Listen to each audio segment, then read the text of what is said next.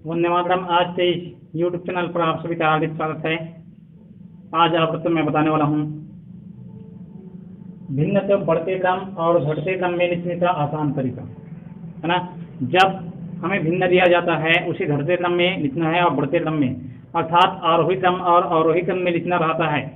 तो बहुत से बच्चे क्या होता है उसे भाग देते हैं, अर्थात जैसे नीचे मैं यहाँ पर उदाहरण के तौर पर लिखा हूँ मैं 1/2, 2/3, 3/4, 5/6 और 7/8 इस तरह से है। तो इसे हमें भिन्न रूप में लिखना है।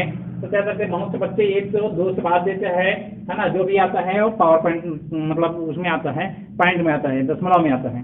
तो दशमलव में आता है तो देखते हैं, है ना, और उसके बाद में उसे लिखते हैं। तो इसमें बहुत से बच्चे क्या होते हैं कंफ्यूज हो जाते हैं। तो आप लोग तो एक ऐसा ट्रिक बताने जा रहा हूँ जिससे आप लोग को आसानी रूप से पता चल सकता है कि कौन सा भिन्न छोटा है, कौन सा भिन्न बड़ा है। तो आइए देखते हैं।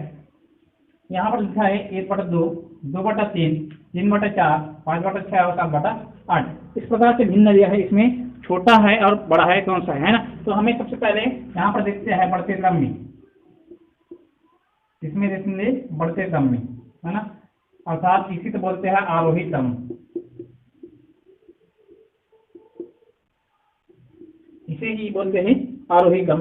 तो आइए, तो इस जो तरीका है उसे जानने के लिए हम 2 तरीका यहाँ पर अपनाएंगे, है ना। पहला तो होता है जिसमें सभी में भिन्नता जो अंतर है वहाँ बराबर होता है, सभी में भिन्नता अंतर बराबर होता है तब की स्थिति में, और बराबर नहीं होता तब की स्थिति में, दोनों स्थिति में हम लोग जानेंगे। ठीक है। तो पहला नंबर देखेंगे बराबर की स्थिति में और दूसरा स्थिति में देखेंगे बराबर नहीं की स्थिति में। बराबर है, बराबर नहीं है। पहला देता है बराबर है ना। इसमें देखते हैं 1/2, 1/2 अर्थात इसमें 1 का अंतर है। कितना का अंतर है? 1 का अंतर। इसमें 2/3, इसमें भी 1 का अंतर। 3/4, इसमें भी 1 का अंतर। 5/6, इसमें भी 1 का अंतर। 7/8, इसमें भी 1 का अंतर। 1 का अंतर सभी में है, सभी में है ना। इसमें 2 1 है, यहाँ पर 2 है, मतलब 1 का अंतर है, सभी में 1 का अंतर है। इसमें यहाँ पर आ गया अंतर 1, सभी में 1 का अंतर आया है। तब हम इसे कैसे बताएंगे? जिसमें अंतर 1 है ना, उसमें सबसे बड़े अंश समान होता है ना। इनमें अंश समान जो भी भिन्न है उसमें बड़ा होता है, वह भिन्न सबसे बड़ा होता है ना। और जिसमें अंश समान छोटा होता है वह भिन्न सबसे छोटा होता है। तो देखते हैं 1/2, यहाँ पर जो अंश है 1 है, यहाँ पर 2 है, 3 है, 4, 5 है। तो अंश में जो भी भिन्नता अंश बड़ा है वहाँ बड़ा कहलाएगा। मतलब यहाँ पर 7/8 सबसे बड़ा रहेगा, 7/8 जो है सबसे बड़े है ना। तो आरोही क्रम में लिखना है, मतलब बढ़ते क्रम में लिखना है। तो बढ़ते क्रम में कैसे लिखेंगे? सबसे पहले छोटे, फिर बड़े, फिर बड़े, फिर बड़े, इस प्रकार से हमें क्या करना है, लिखना है। तो सबसे छोटे लिख लेते हैं। तो सबसे छोटा यही है, 1 के बाद 2 आता है, 2 के बाद 3, 3 के बाद 4, 4 के बाद 5, है ना, 5 के बाद 6, 6 के बाद इस प्रकार से होता है। तो यहाँ पर हम देखेंगे 1/2 सबसे छोटा है, बढ़ते क्रम में लिखा है।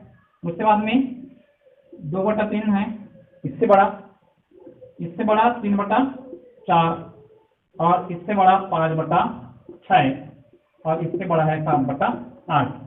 इस प्रकार से हम लिखेंगे, मतलब जिसमें सभी में अंतर समान होता है, सभी भिन्न में अंतर समान होता है।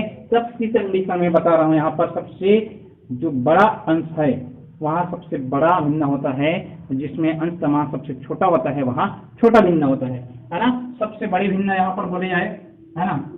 तो बड़ी भिन्न यहाँ से हम पता कर सकते हैं, सबसे बड़ी भिन्न 7/8 और छोटी भिन्न, छोटी भिन्न देखे जाए तो 1/2 होता है। आया समझ में? ये तो है बराबर है की स्थिति में, है ना। आ रहा होगा समझ में।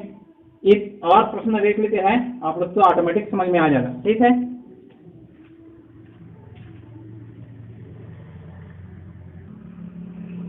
देख लीजिए यहाँ पर एक और उदाहरण लिया हूँ, इसमें भी सभी में भिन्नों में अंतर समान है। यहाँ पर देखिए 6/5, 5/4, 7/6, 9/8, इसमें भी भिन्नता अंतर जो है समान है। ये भी बराबर वाला पहले बता रहा हूँ, है ना। 6 और इधर 5 एक अंतर है, 4 5 एक अंतर है, 6 7 एक अंतर है, 8 और 9 एक अंतर है। एक अंतर होने एक अंतर रहता है तो सबसे जो बड़े अंश है ना, उसका वो वाला भिन्न सबसे बड़ा होता है। तो इसमें देख लेते हैं अंश में कौन सा बड़ा है, सबसे बड़े 9 है। तो ये वाले जो भिन्न है सबसे बड़ा होंगे। हमें इसमें लिखना है सबसे पहले, यहाँ पर आरोही क्रम में लिखना है ना, आरोही क्रम में लिखना है। तो सबसे बड़े इसे लिखेंगे, मतलब तो सबसे छोटे से स्टार्टिंग करते हैं, ये सबसे बड़े हैं, इसके बाद ये छोटे हैं, ये छोटे हैं, ये छोटे हैं। तो हमें आरोही क्रम में लिखना है। तो सबसे छोटे होंगे 5/4, सबसे छोटे होंगे 5/4, इससे बड़ा 6/5, इससे बड़ा होगा 7/6 और इससे बड़ा होगा 9/8। इस प्रकार से आप लोग इसी भी प्रकार से यहाँ पर भिन्न दिया है, तो आप उस भिन्न को पहचान सकते हैं कि कौन सा भिन्न बड़ा है और कौन सा भिन्न छोटा है। अर्थात उस भिन्न तो आप लोग आरोही क्रम में लिख सकते हैं। और यदि अवरोही क्रम में बोले तो सबसे यही अवरोही क्रम में लिख दिया जाए तो सबसे बड़े पहले लिखते हैं, मतलब 9/8 पहले लिखेंगे, उसके बाद 7/6, फिर 6/5 और इसके बाद में 5/4। इस प्रकार से लिखा है। ये अवरोही क्रम में। अवरोही क्रम में क्या होता है, सबसे इसे पहले लिखते हैं, सबसे बड़े पहले लिखते हैं, उसके बाद में छोटे होते होते लास्ट में सबसे छोटे होता है। इसमें इस प्रकार से आता है ना, और इसमें इस प्रकार से लिखते हैं, मतलब ये बढ़ते क्रम में जा रहा है और ये घटते क्रम में जा रहा है। ये अवरोही क्रम में है, ये आरोही क्रम में है। ठीक है, ये तो हो गया बराबर है तब की स्थिति में। अब बराबर नहीं है तब की स्थिति में कैसे जानेंगे, तो इसे भी देख लेते हैं।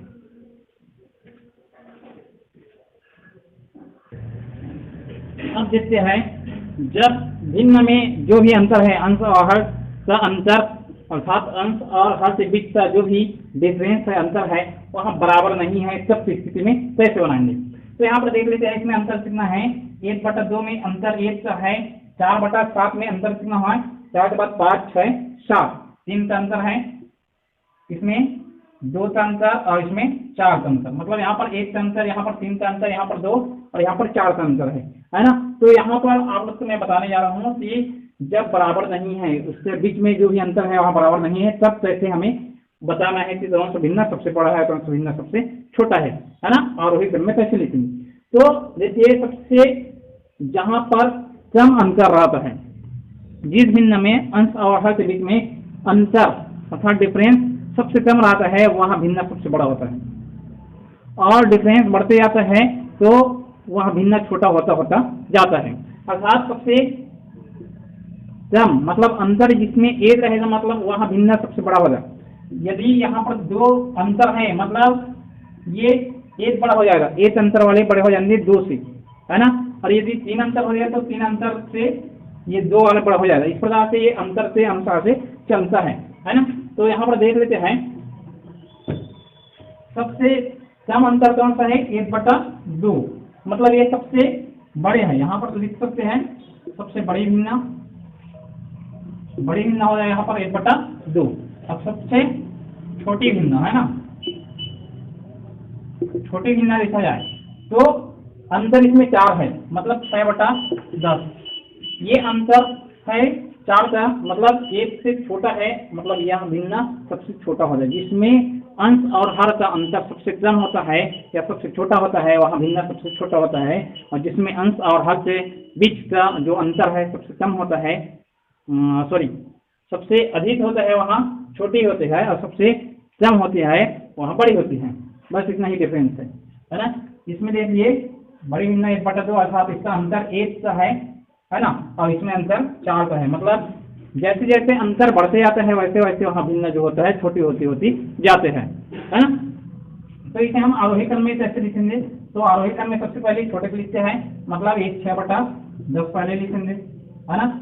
इसके बाद में कौन सा अंतर है, यहाँ पर 3 है मतलब 4/7 आएगा।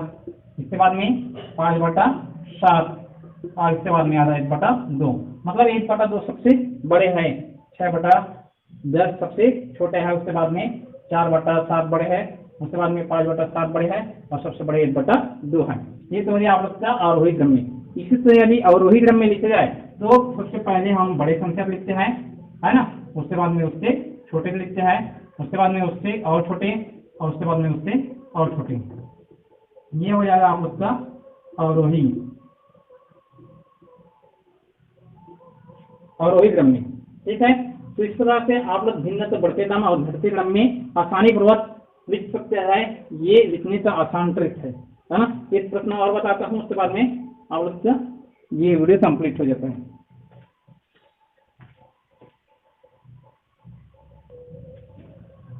अब देख लेते हैं अगला नंबर उदाहरण, है ना।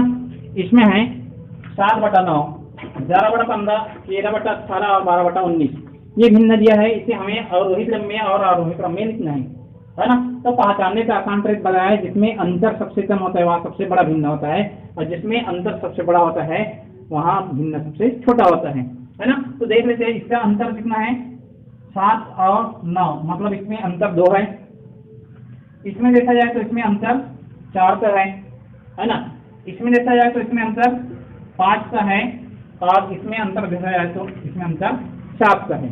मतलब 12/7 19 होता है, 13/5 18 होता है, 11/4 15 होता है और 7/2 9 होता है ना। ये प्रश्न ही ऐसे है जिसमें ऑलरेडी पता चल गया कि ये इसमें लिखा है घटते क्रम में, है ना, घटते क्रम में लिखा है। तो यहाँ पर आरोही क्रम में मतलब बढ़ते क्रम में लिखना है तो सबसे पहले छोटे, ज्यादा डिफरेंस वाले सबसे छोटे होते हैं।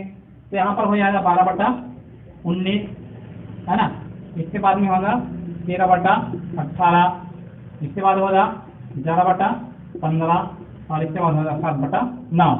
ये तो हो गया आप लोग का आरोही क्रम में। अब अवरोही क्रम में लिखना है तो इसी के अनुसार से लिख देते हैं 7/9, है ना। ये सबसे बड़ा, उसके बाद में 11/15, उसके बाद में 13/18, उसके बाद में 12/19। ठीक है, तो इस प्रकार से ये आवश्यकता भिन्न बढ़ते क्रम और घटते क्रम में लिखने का आसान तरीका, ये जो चैप्टर है वह समाप्त होता है।